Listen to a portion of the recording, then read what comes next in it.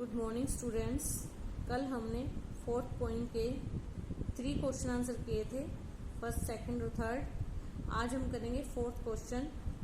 संदर्भ सहित आशय स्पष्ट करें। उजरी उसके सिवा किसे कब पास दुहाने आने देती। उजरी कौन थी? उजरी जो है वो किसान की गाय थी। दुहाने मतलब दूध दोहने के लिए, दूध निकालने के लिए उजरी जो थी वो अब किसान के अलावा और किसी को अपने पास नहीं आने देती थी, अर्थात उसे किसान के साथ अटैचमेंट था। घर में विधवा रही। अच्छा, वो पहले क भाग का देंगे। प्रस्तुत संदर्भ का मतलब होता है कि ये बताना कि वो कौन से काव्य पाठ से लिया गया है, कौन उसके कवि हैं। तो पहले हम संदर्भ देंगे। प्रस्तुत काव्यांश हमारी पाठ्य पुस्तक आरोह भाग में एक में संकलित कविता वे आंखें से ली गई हैं। इसके रचयिता या इसके कवि सुमित्रानंदन पंत हैं। इन पंक्तियों में महाजनी अत्याचार से पीड़ित किसान की उजरी गाय की दुर्दशा का वर्णन किया गया है। अर्थात क्या है कि इस काव्यांश के अंदर सुमित्रानंदन पंत जी ने किसान की दुर्दशा का वर्णन किया है कि एक जो किसान है उसके साथ जो महाजन है वो कितना बुरा व्यवहार करते हैं और उसकी जो उजरी गाय है वो भी उससे छिन जाती है। कवि बताता है कि किसान का अपनी गाय के साथ कितना विशेष लगाव था। गाय भी उससे अत्यधिक प्रेम करती थी। वह उसके बिना किसी और को दूध दुहने नहीं देती थी। नीलामी के बाद उसने दूध देना बंद कर दिया। अर्थात जब उसके महाजन के पैसे पूरे नहीं हुए ना, तो उसने क्या किया, उसने किसान के बैल, गाय, घर सभी को नीलाम कर दिया। तो उजरी गाय भी उसी नीलामी का एक हिस्सा बनी और वो नीलाम होने के बाद उसने दूध देना बंद कर दिया।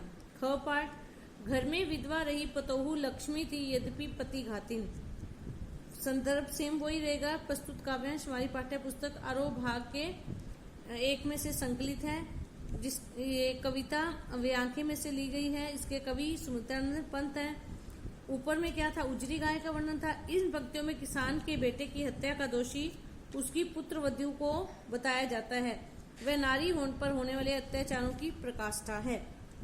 किसान के घर में सिर्फ विधवा पुत्र वधू बची थी। उसका नाम लक्ष्मी था, परंतु उसे पति को मारने वाली कहा जाता था। समाज में विधवा के प्रति नकारात्मक रवैया है। कसूर न होते हुए भी पुत्र वधू को पति घातिन कहा जाता है। पति घातिन मतलब पति को मारने वाली। अब महाजन के जो कारिंदे थे उन्होंने उसके पति को पीट पीट कर मारा था और उसमें उसका कोई भी दोष नहीं था, लेकिन फिर भी उसको इस बात के लिए जिम्मेदार माना जा रहा था। घ पाठ। पिछले सुख की स्मृति आंखों में क्षण भर एक चमक है लाती। तुरंत शून्य में गढ़ वह चितवन तीखी नोक सदृश बन जाती। संदर्भ वही रहेगा। प्रस्तुत काव्यांश हमारी पाठ्य पुस्तक आरोह भाग 1 में संकलित कविता वे आंखें से ली गई है। इसके रचयिता सुमित्रानंदन पंत हैं। इन पंक्तियों में कवि ने भारतीय किसान के भयंकर शोषण व दयनीय दशा का वर्णन किया है। आशय। किसान जब पिछले खुशहाल जीवन को याद करता है उसकी आंखों में एक क्षण के लिए प्रसन्नता की चमक आ जाती है, परंतु अगले ही क्षण वह सच्चाई के धरातल पर सोचता है, वर्तमान में झांकता है तो उसकी नजर शून्य में अटक कर गड़ जाती है। अर्थात किसान की आंखों में ना उसको पुरानी चीजें याद आ जाती हैं कि मेरा घर था, गाय थी, बैलों की जोड़ी थी, पत्नी थी, पुत्र था, पुत्रवधू थी, खेतों में लहलाती हुई फसल थी, मेरे खेत थे खुद के। लेकिन जैसे ही वो इन चीजों को याद करता है उसकी आंखों में एक चमक और खुशी आ जाती है, लेकिन अगले ही पल उसको याद आता है कि ये सब कुछ तो भूतकाल बन चुका है, ये सब कुछ तो खत्म हो चुका है, तो वर्तमान में ये सब कुछ नहीं है। तो उसकी आंखें जो है वो शून्य में जाकर गड़ जाती हैं। अर्थात वो बिल्कुल उदास हो जाता है और उस समय उसकी जो ये दृष्टि है वो कवि कहता है वो बहुत पीड़ादायक होती है, वो बहुत ही चुभन वाली होती है, क्योंकि उस समय उसको अपनी सारी वो जो पिछले सुख की स्मृतियां, पिछला सुख जो था वो उसको खुशियां दे रहा था, लेकिन अगले ही पल उसको याद आ जाता है कि ये तो एक स्वप्न की भांति है, क्योंकि ये सब कुछ तो समाप्त हो चुका है। तो इस प्रकार कवि जो है वो किसान की पीड़ा का वर्णन कर रहा है। Next question. किसान अपने व्यवसाय से पलायन कर रहे हैं, इस विषय पर परिचर्चा आयोजित करें तथा कारणों की भी पड़ताल करें।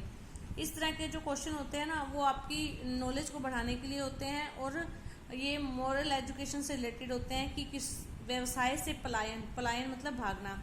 आज का किसान जो है वो खेती से भाग रहे हैं क्योंकि उनको उतनी आमदनी नहीं हो पाती जितनी वो मेहनत करते हैं। तो इस तरह पे परिचर्चा मतलब एक इस पे आपस में बातचीत करें और उन कारणों को ढूंढें और उनको कारणों को दूर करने के भी उपाय सोचें। तो ये इस तरह के क्वेश्चन आपको वैल्यू बेस्ड क्वेश्चन है।